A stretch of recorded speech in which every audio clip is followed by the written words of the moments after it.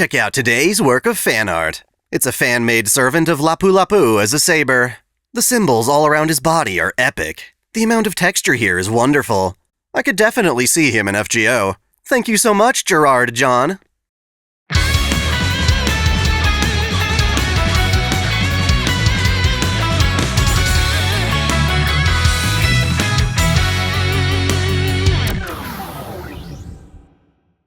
Welcome back to OtakuDaiKun, Dai here.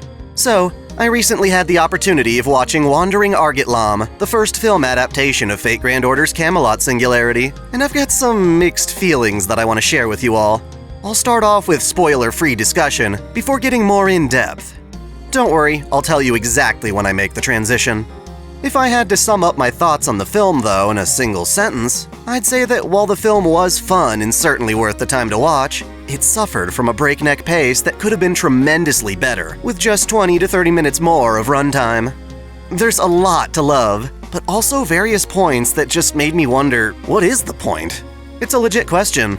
Just who is this movie for, and what do we want to get out of it? Both Camelot and Babylonia face an interesting dilemma of not being adaptations of FGO itself, but rather specific arcs that occur pretty far into the story. As such, people with only a casual understanding of Fate won't be able to jump in without confusion. And aside from the pretty characters and action sequences, there's little hope for fans entirely new to the franchise. There is an anime version of the Fuyuki Singularity, First Order, but it does little to fill the gap that is 5 other singularities that set the scene for the final 2.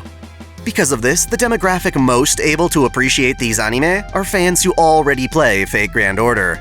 This group consists of players who are either leading up to Camelot or Babylonia, waiting to see them animated before venturing in, and players who have already cleared these chapters and want to see them come to life.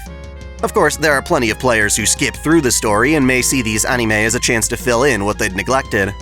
Regardless, an obvious reason we want FGO to be animated is that, despite having such interesting narratives, the game's presentation is incredibly plain, even by visual novel standards. In my mind, the entire point of animating parts of FGO is to tell the story in a more engaging and compelling form than the game could ever hope to convey. All the moments that were being told as mere exposition can now be shown, and all the emotional moments can truly shine through a better sense of pace and presentation. Thankfully, that was exactly what the Babylonia anime accomplished. The production values were through the roof, letting viewers see definitely just how epic the Singularity was truly meant to be. The same anticipation carries over to the Solomon adaptation. It was described to us as an intense final battle, featuring all the heroic spirits from past Singularities. In anime form, we are expecting Fate's equivalent to Avengers Endgame, something that the mobile game simply couldn't achieve. Where does that leave Camelot, then? It, as well as Babylonia's anime, were announced at around the same time, and yet these Camelot films are coming out much later from an entirely different studio. With how successful Babylonia was, could Camelot reach the same heights? The most immediate concern was that a couple of movies wouldn't be enough to properly tell an entire Singularity story. It was obvious that Signal MD, the film's studio, would have to cut corners on the narrative, but in my opinion, that wasn't a deal-breaker. Even with the film as it is, I believe the story could have been done justice with just an extra 20 to 30 minutes. Naturally, it wouldn't be as detailed as Babylonia, but I don't think it necessarily had to be. There's a difference between conveying all the little details and conveying all the most important ones, and sadly, Camelot struggles on both. There's simply not enough time allowed for us to be introduced to the main cast and see them grow in any meaningful way. As such, when these characters started running through the basic motions of the story, it felt artificial. The film hadn't earned its epic moments. So even if they looked cool, they lacked the same emotional punch they had in the game, which is the exact opposite effect that they should have had. I think back to how Babylonia's anime handled things, and recall how it actually made me appreciate characters like Ushiwaka, Quetzalcoatl, and Leonidas far more than I did in the game. Even though I already knew the basic story, I was on the edge of my seat worrying for and cheering these guys on with renewed vigor. In Camelot's anime, however, I was hoping for that emotional investment and it just never came. This might sound blasphemous, but I think I might prefer watching Studio Dean's adaptation of Unlimited Blade Works to watching Airgetlam.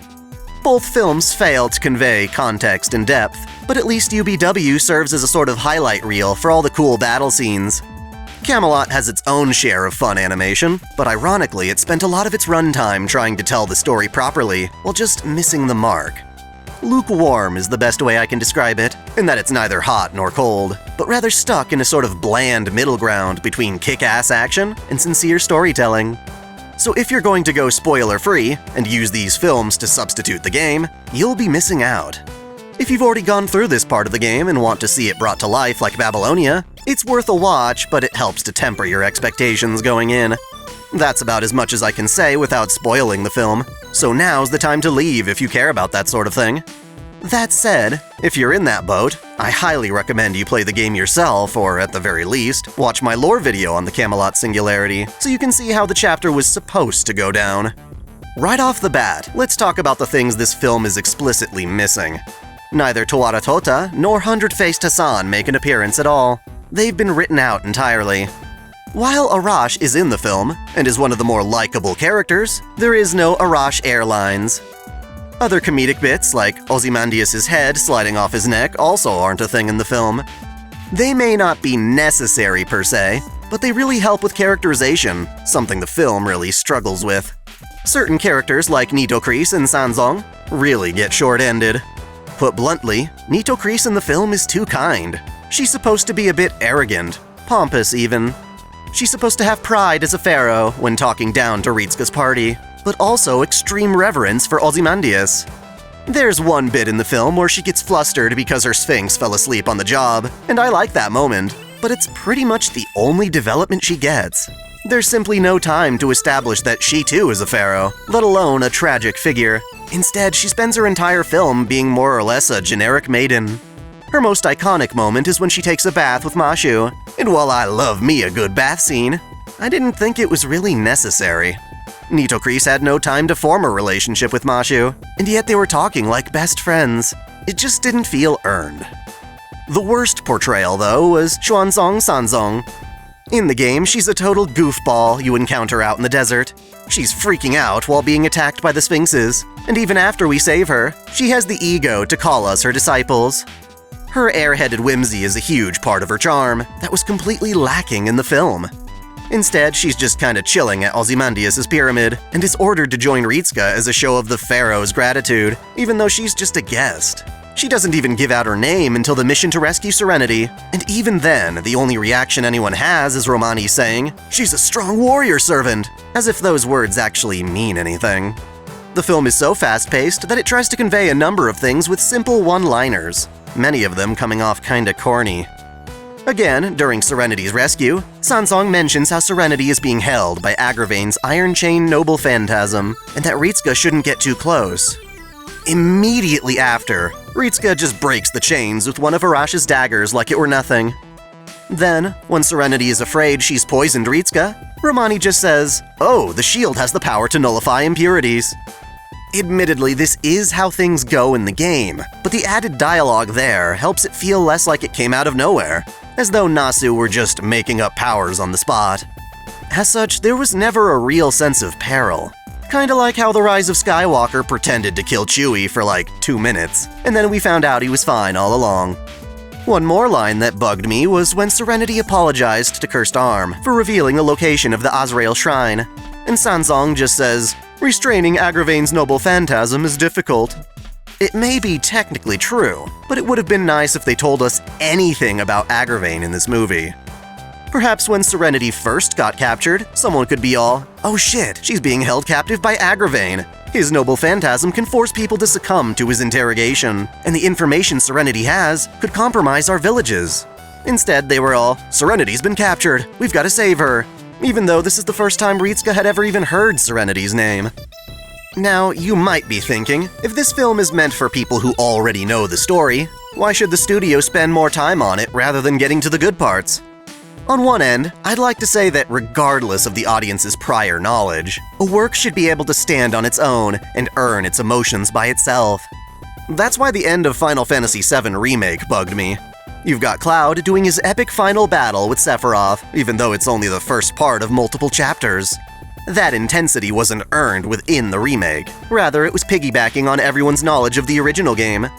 On the other end, I have to mention that this film is already using the bare minimum story possible to get the party from one moment to another, and that process alone takes up most of the film's runtime.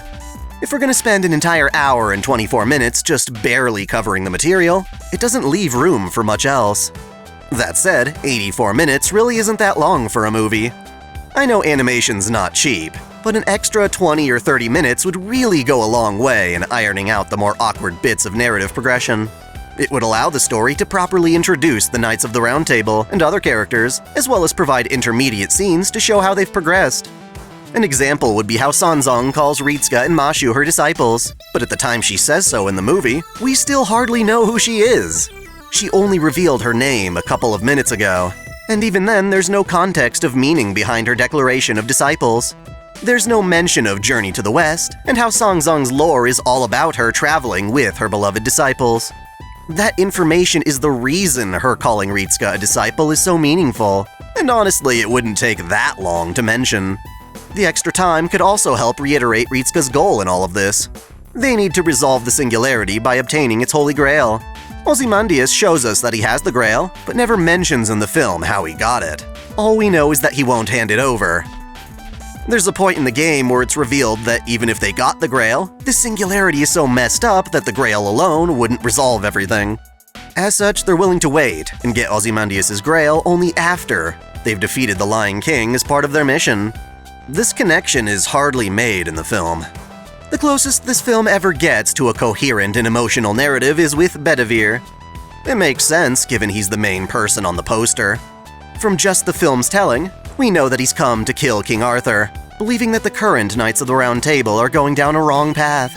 We know that he has fond memories of Artoria, she accepting him as a knight despite being weaker than the others. This is contrasted with how the current Lion King has become cruel and inhuman. We see how the other knights view Bedivere as a traitor, and their battles are one of the best parts of the film. They're prefaced by a really pretty, stylized nightmare about the Battle of Kamlon, where Bedivere watches as his fellow knights feud against each other. While we see the bits where he's petrified in Avalon, and Merlin helps him continue onward, viewers would still need to see the second movie to understand the significance of it. His backstory isn't given in the film, leaving viewers to judge him by his conviction alone.